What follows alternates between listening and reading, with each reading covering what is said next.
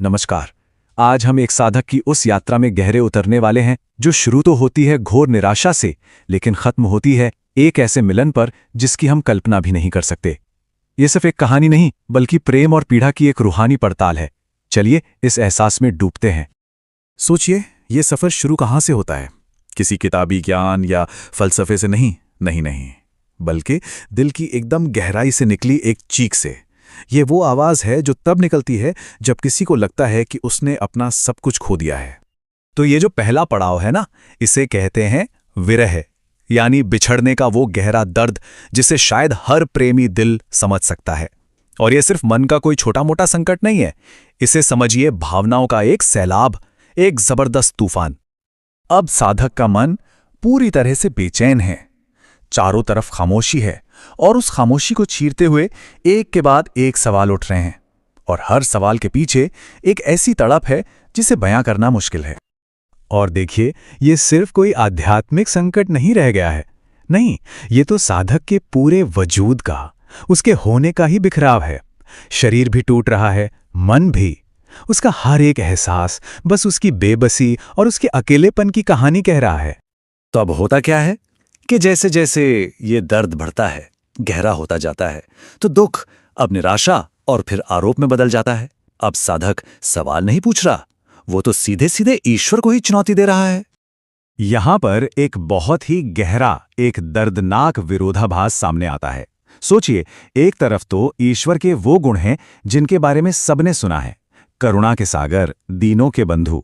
और दूसरी तरफ है वो कठोर हकीकत जिसे साधक हर पल, हर सांस में जी रहा है। साधक को लगता है जैसे ये कोई ब्रह्मांडीय लुका छिपी का खेल चल रहा है। वो दिव्य प्रकाश, वो रोशनी कभी पूरब में दिखती है तो कभी पश्चिम में, कभी उत्तर तो कभी दक्षिण, लेकिन हर बार बस पहुंच से जरा सा बाहर। और ये सवाल साधक के दिल की सारी टूटी हुई उम्मीदों को सामने रख देता है। उसे ऐसा महसूस हो रहा है मानो किसी ने उम्मीद की एक किरण दिखाकर फिर उसे घने अंधेरे में अकेला छोड़ दिया हो।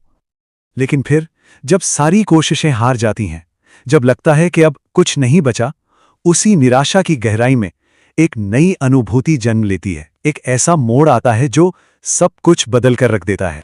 साधक के अपने ही मन के अंदर से एक बहुत ही धीमी सी आवाज एक गहरा सच बताती है। वो फुसफुसा कर कहती है कि जिसे वो बाहर ढूंढ रहा था वो असल में कभी दूर था ही नहीं।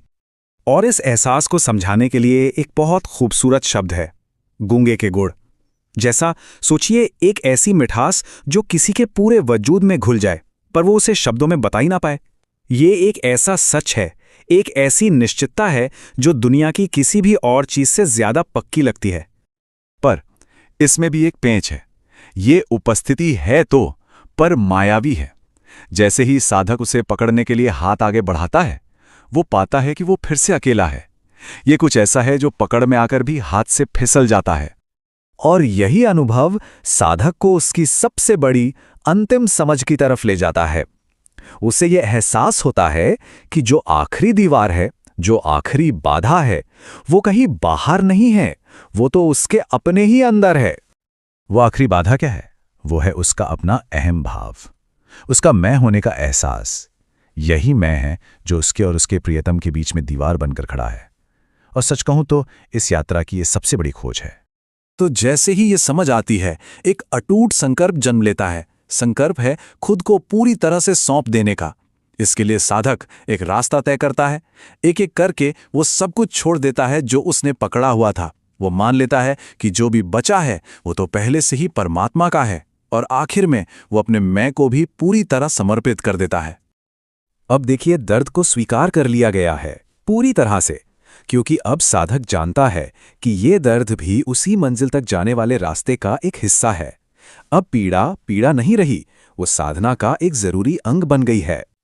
और बस यही संकल्प साधक को उसकी यात्रा की अंतिम, सबसे चरम अवस्था में धकेल देता है। अब उसके पांव रुकने वाले नहीं हैं। चाहे कितना भी दर्द हो, कितनी भी बेचैनी हो, कोई भी तड़प अब इस यात्रा को रोक नहीं सकती।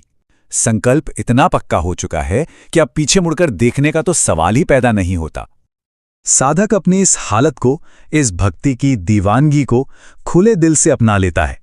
वो समझ जाता है कि इस दीवानगी का अंत सिर्फ एक ही तरीके से हो सकता है, और वो है अपने प्रियतम में पूरी तरह से समा जाना, विलीन हो जाना।